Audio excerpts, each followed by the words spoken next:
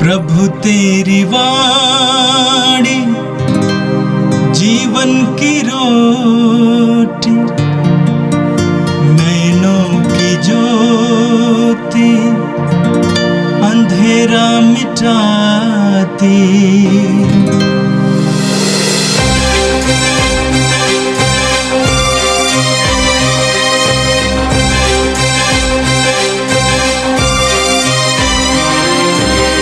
प्रभु तेरी वाणी जीवन की रोटी, नैनों की ज्योति अंधेरा मिटाती। प्रभु तेरी वाणी जीवन की रोटी, नैनों की ज्योति अंधेरा मिटाती। वाणी वाणी वाणी वाणी वाणी पवित्र है, शाश्वत है, जीवन का मन्ना है। 12 अगस्त गुरुवार। योशुआ का ग्रंथ अध्याय 3 पद संख्या 7 से 11 और 13 से 17। प्रभु ने योशुआ से कहा, मैं आज से इस बात का ध्यान रखूँगा कि सभी इस्राएली तुम्हारा महत्व समझें और यह जान जाएं कि जिस तरह मैं मूसा के साथ रहा उसी तरह तुम्हारे साथ भी रहूँगा। तुम विधान की मंजूसा ढोने वाले याजकों को यह आदेश दोगे, जब तुम लोग यरदन नदी के तट पर पहुँचो तो नदी में ही खड़े हो जाओ। इसके बाद योशुआ ने इस्राएलियों से कहा, यहाँ आओ और अपने प्रभु ईश्वर का आदेश सुनो। योशुआ ने कहा, अब तुम जान जाओगे कि जीवंत ईश्वर तुम्हारे बीच है और तुम लोगों के सामने से कनानियों को निश्चय ही भगा देगा। समस्त पृथ्वी के प्रभु की विधान की मंजूसा तुम लोगों से पहले यरदन पार करेगी। ज्यों ही समस्त पृथ्वी के प्रभु के विधान की मंजूसा ढोने वाले याजक यरदन नदी के पानी में पैर रखेंगे, त्यों ही ऊपर से बहने वाला पानी थम जाएगा और ठोस पूंज जैसा हो जाएगा। जब इस्राएली अपने तंबू उखाड़कर यरदन पार करने निकले तो विधान की मंजूसा ढोने वाले याजक उनके आगे आगे चले। ज्यों ही मंजूसा ढोने वाले याजकों ने यरदन के पास जाकर पानी में पैर रखा, कटने के समय यरदन का पानी उमड़कर तट पर फैल जाता है। त्यों ही ऊपर से बहने वाला पानी थम गया और सरतान के निकटवर्ती आदम नगर तक ठोस पूंज जैसा बन गया। अराबा के समुद्र अर्थात लवण समुद्र की ओर उतरने वाला पानी बह निकला और इस प्रकार इस्राएली यरीखो के सामने पार उतरे। जब इस्राएली सूखे पांव उस पार जा रहे थे तो प्रभु के विधान के मंजूसा ढोने वाले याजक यरदन के बीच के सूखे तल पर तब तक खड़े रहे जब तक सभी लोग यरदन के उस पार नहीं पहुँचे। यह प्रभु की वाणी है। संत मत्ती के अनुसार पवित्र सुसमाचार अध्याय 18 पद संज्ञा 21 से अध्याय 19 पद संज्ञा 1। तब पेतरुस ने पास आकर यीशु से कहा, प्रभु, यदि मेरा भाई मेरे विरुद्ध अपराध करता जाए तो मैं कितनी बार उसे क्षमा करूं? 7 बार तक? यीशु ने उत्तर दिया, मैं तुमसे नहीं कहता 7 बार तक, बल्कि 70 गुना 7 बार तक। यही कारण है कि स्वर्ग का राज्य उस राजा के सदृश है जो अपने सेवकों से लेखा लेना चाहता था। जब वो लेखा लेने लगा तो उसका लाखों रुपया का एक कर्जदार उसके सामने पेश किया गया। अदा करने के लिए उसके पास कुछ भी नहीं था। इसलिए स्वामी ने आदेश दिया कि उसे उसकी पत्नी, उसके बच्चों और उसकी सारी जायदाद को बेच दिया जाए और ऋण अदा कर लिया जाए। इस पर वो सेवक उसके पैरों तले गिरकर अनुनय विनय करने लगा, मुझे समय दीजिए और मैं आपको सब चुका दूंगा। उस सेवक के स्वामी को तरस ओ आया और उसने उसे जाने दिया और उसका कर्ज माफ कर दिया। जब वह सेवक बाहर निकला तो वह अपने एक सग सेवक से मिला जो उसका लगभग 100 रुपया का कर्जदार था। उसने उसे पकड़ लिया और उसका गला घोट कर कहा, अपना कर्ज चुका दो। वह सेवक उसके पैरों पर गिर पड़ा और ये कहकर अनुनय विनय करने लगा, मुझे समय दीजिए और मैं आपको चुका दूंगा।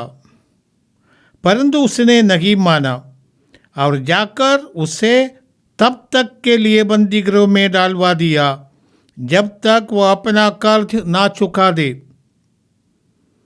यह सब देखकर उसके दूसरे सग सेवक बहुत दुखी हो गए और उन्होंने स्वामी के पास जाकर सारी बातें बता दी। तब स्वामी ने उस सेवक को बुलाकर कहा, रे दुष्ट सेवक, तुम्हारी अनुनय विनय पर मैंने तुम्हारा वो सारा कर्ज माफ कर दिया था। तो जिस प्रकार मैंने तुम पर दया की थी, क्या उसी प्रकार तुम्हें भी अपने सग सेवक पर दया नहीं करनी चाहिए थी? तब स्वामी ने क्रुद्ध होकर उसे तब तक के लिए जल्लादों के हवाले कर दिया जब तक वह कौड़ी कौड़ी ना चुका दे। यदि तुम में हर एक अपने भाई को पूरे हृदय से क्षमा नहीं करेगा तो मेरा स्वर्गीय पिता भी तुम्हारे साथ ऐसा ही करेगा। अपना ये उपदेश समाप्त कर यीशु गलीलिया से चले गए और जॉर्दन के पार यहूदिया प्रदेश पहुँचे। यह प्रभु का दिव्य सुसमाचार है। क्रिस्त प्रभु की जय। आज का प्रथम पाठ हमने जोशुआ के ग्रंथ से सुना है। इस्राएली लोग अभी प्रज्ञात देश के दरवाजे तक पहुँचे हैं। यहाँ तक पहुँचना, ये प्रज्ञात देश ईश्वर ने अब्राहम, इसहाक और याकूब को प्रतिज्ञा करके बता दिया था कि तुम्हारी संतान को, तुम्हारे उत्तराधिकारियों को मैं ये प्रदेश, पूरा सारा प्रदेश दे दूंगा। और ये प्रतिज्ञा 500 वर्ष पहले हुआ था।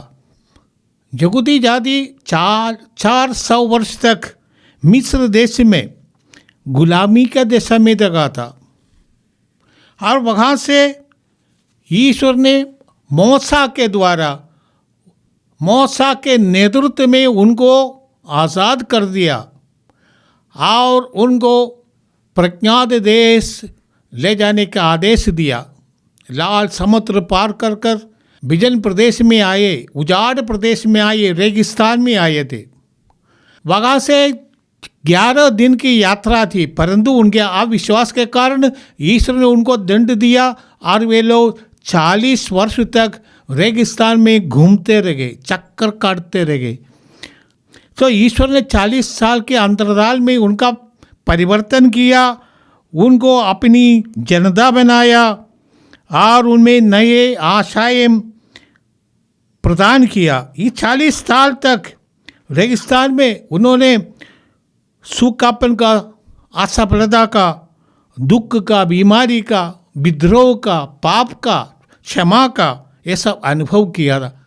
हम भी कभी कभी ऐसे बहुत प्रयत्न करने के बाद भी हमारे जीवन में कोई सफलता नहीं मिलती। हम भी रेगिस्तान में घूमते रहते हैं, एक के बाद दूसरा, कोई तो बीमारी के बाद बीमारी, असफलता के साथ असफलता, हाँ जीवन में परेशानियों के बाद परेशानियाँ, अकेलेपन, हर प्रकार की कठिनाइयाँ, कोई शांति नहीं, दुख ही दुख। ऐसी स्थिति में हमारा भी ये अनुभव हो सकता है, रेगिस्तान का अनुभव। हर एक व्यक्ति के जीवन में ऐसे होता है, परंतु हमें समझना चाहिए ईश्वर का GPS हमारा मार्गदर्शन करता है। आजकल साइंस हमको जीपीएस दिया है, ग्लोबल पोजिशनिंग सिस्टम, जिसके माध्यम से लोग, ड्राइवर लोग, गाड़ी चलाने वाले सबों को रास्ता मालूम हो जाता है। हमारे ईश्वर का जीपीएस है गॉड्स प्लान ऑफ साल्वेशन। हर व्यक्ति को इस प्लान के अनुसार प्रभु नियंत्रित करते हैं। हम ईश्वर के नेतृत्व में है, ईश्वर के परिपालना में है। हमारे दुख का भी कुछ मतलब है, हमारे जीवन में परिवर्तन की जरूरत है, इसलिए प्रभु हमें ऐसी ऐसी दिशाओं में ले जाते हैं। जैसे यहूदियों को ईश्वर ने 40 साल तक उनका निर्माण के लिए, परिवर्तन के लिए रेगिस्तान में, विजन प्रदेश में घुमाया था। परंतु हमें ये समझना है हम अकेले नहीं, हमारे ईश्वर आप हमें मार्गदर्शन करता है। परंतु इस्राएलियों को जब ये सामना करना पड़ा समस्या का, जोशुआ जिन्होंने अभी नेतृत्व संभाला है मूसा के बाद, ईश्वर ने जोशुआ को सुना था और ईश्वर ये दिखाना चाहते थे कि ईश्वर जोशुआ के साथ है जैसे वो मूसा के साथ था। ईश्वर ने जोशुआ से कहा लोगों को बुलाओ और उनको प्रभु का आदेश दो। जोशुआ ने लोगों को बुलाया और ईश्वर के आदेश उनको समझाने की कोशिश किया। हमें भी एक ही चाहिए, जब अवरोध विधिरोधक हमारे सामने आ जाता है, बाधाएं आ जाती हैं, हमें ईश्वर के पवित्र वचन को सुनना है। हमें वो पवित्र वचन बताएगा क्या करना है। समस्याओं के सामने करने में हमें ये नहीं देखना चाहिए कि इसका क्या क्या कारण है। हमें प्रभु का आदेश का पालन करना है और वे व्यवस्थान का मंजूसा लेकर आगे जाएगा। प्रभु की उपस्थिति का चिन्ह उनके लिए, यहूदियों के लिए व्यवस्थान का मंजूसा, the ark of the covenant, प्रभु की उपस्थिति का एक चिन्ह है, उसको ले जाना। प्रभु की उपस्थिति महसूस करो, कठिनाइयों के सामना करने के लिए प्रभु की उपस्थिति महसूस करो। प्रभु तुम्हारे साथ है, वो छोड़ेगा नहीं, वो हमारे साथ रहेगा। यहूदियों के साथ, इस्राएलियों के साथ रेगिस्तान में 40 वर्ष तक प्रभु साथ रहेगा था। इसी तरह ईश्वर हमारे साथ है। वो मंजूसा जो यहूदी सबसे आगे ले जा रहेगा था, प्रभु की उपस्थिति का चिन्ह है। हम जानते हैं कि पेतरुस जब कैदी बनाए गए थे हेरोद के द्वारा, प्रेरितों का कार्यकलाप अध्याय 12 में हम पढ़ते हैं, वो बंदीगृह में था, पूरी कलीसिया प्रार्थना कर रही थी और चमत्कार के रूप प्रभु ने पेतरुस को बंदीगृह से मुक्त कर दिया। हमारे जीवन में ऐसी होगा, प्रार्थना करते रहो, प्रभु से जुड़े रहो। हर प्रकार का अंधकार की शक्तियाँ, हर प्रकार की बाधाएं, हर प्रकार की समस्याएं मिट जाएंगे।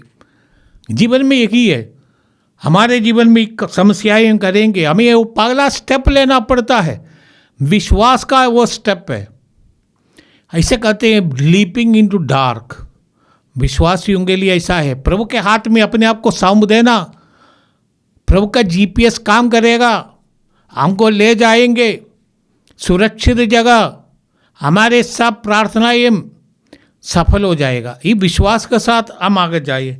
वो पहला स्टेप क्या है, हर एक व्यक्ति के जीवन में अलग अलग हो सकता है। वो पहला स्टेप, किसी के लिए क्षमा करना पड़ेगा, किसी के लिए क्षमा मांगना पड़ेगा। क्षमा करना एक पुण्य कर्म है, क्षमा देना और क्षमा करना, इसका 2 असर होता है। जो क्षमा करता है वो अपने दिल से विद्वेष का, द्वेष का बदला लेने की भावना को मिटा देता है। जो क्षमा पाता है वो अपने दिल से वो गिल्ट फीलिंग, जो दोष, अपने को दोषी समझने का जो मनोभाव है वो कम हो जाएगा। उनको, उनके दिल में आराम आ जाएगा, शांति आ जाएगी। तुम भी पूर्ण बनो जैसे तुम्हारा स्वर्गीय पिता पूर्ण है। संदर्भ में यही समझना चाहिए कि क्षमा करने से हम स्वर्गीय पिता के समान बन जाता है। शत्रुओं को प्रेम करना, इसलिए तुम पूर्ण बनो जैसे तुम्हारा स्वर्गीय पिता पूर्ण है। प्रभु ने हमें सिखाया, ये हे हमारे पिता के प्रार्थना में, जैसे हे हमें पिता में क्षमा कर, जैसे हम भी अपने अपराधियों को क्षमा करते हैं। प्रभु हमसे चाहते हैं कि हम दूसरों को क्षमा करें। हम ईश्वर के क्षमा के योग्य तभी बनते हैं जब हम अपने जीवन में दूसरों से क्षमा दिखाए, दूसरों को क्षमा कर दे। ईश्वर से हमने सब कुछ पाया है। हमारी ज़िंदगी से लेकर जीवनचर्या, हर दिन का हमारा जीवन, सब कुछ ईश्वर की दया से, उनकी अनुकंपा से, उनकी परिपालना से होती है। हम ये समझ ले तो हम किसी के प्रति दुष्टता की भावना नहीं रखेंगे। क्षमा करने वाला क्षमा कर देते हैं और वो इसका दोष अपने मस्तिष्क में, अपने दिल में नहीं रखता। यही क्षमा करने से फायदा। आइए हम प्रभु को धन्यवाद दे। प्रभु ने हमें अवसर दिया है आगे बढ़ने का। हमारा प्रभु हमारे साथ है। ये प्रभु, हम प्रार्थना करते हैं, तूने जिस तरह इस्राएली जनता को चुना, तूने उनको फरौन के हाथ से छुटकारा दिया। फरौन उस जमाने के सबसे मजबूत सम्राट थे, शक्तिशाली सम्राट थे। उनके कब्जे से इस्राएली जनता को तूने मुक्त कर दिया। और प्रभु तूने 40 साल तक उनका फॉर्मेशन के लिए उनको रेगिस्तान में घुमाया, परंतु तूने उनके लिए परिपूर्ण रूप से उनके लिए प्रोविजन, उनको संसाधनों की पूर्ति कर दिया। हे प्रभु, उस उजाड़ प्रदेश में तेरी दया का अनुभव बहुतों ने किया। शायद वे लोग अपने जीवन को परिवर्तित नहीं किया होगा। हे प्रभु, हमें तू परिवर्तन करने की शक्ति दे। उनके सामने जॉर्दन नदी एक बाधा दी, तूने उसके लिए प्रबंध किया। तूने अपने पूर्वजों के, जो इस्राएलियों के पूर्वजों से तुमने जो वादा किया था, तुमने उसको पूरा किया। इब्राहिम, आइसक और याकूब के साथ तुमने प्रज्ञात देश की जो प्रतिज्ञा की, तुमने पूरा की, अपनी जनता को प्रज्ञात देश दे दिया। ये प्रभु, जीवन के संग्राम में तू हमारे साथ रहेगा, जैसे तुम इस्राएली लोगों के साथ रहेगा। हमारा विश्वास का बढ़ा, हमारे दिल से आप प्रकार का दुर्भाव, विद्वेष, प्रतिशोध की भावना, बदला लेने का जो छाग, ये प्रभु तू मिटा दे। क्योंकि प्रभु यीशु ने हमें सिखाया है, क्षमा करो ताकि तुम भी क्षमा का योग्य बन जाए। ये पिता, इस मकान शिक्षा के लिए हम तुझे धन्यवाद देते हैं। क्षमा ही परिवर्तन लाएगा, क्षमा ही जीवन में आगे जाने की शक्ति, ऊर्जा प्रदान करेगी। परिवार बन जाएगा, समाज बन जाएगा। ये प्रभु, इस मकान शिक्षा के लिए हम धन्यवाद देते हैं, हमारे प्रभु क्रिस्त के द्वारा। आमीन। प्रभु तेरी वाणी जीवन की रोटी, नैनों की ज्योति अंधेरा मिटाती। वाणी वाणी वाणी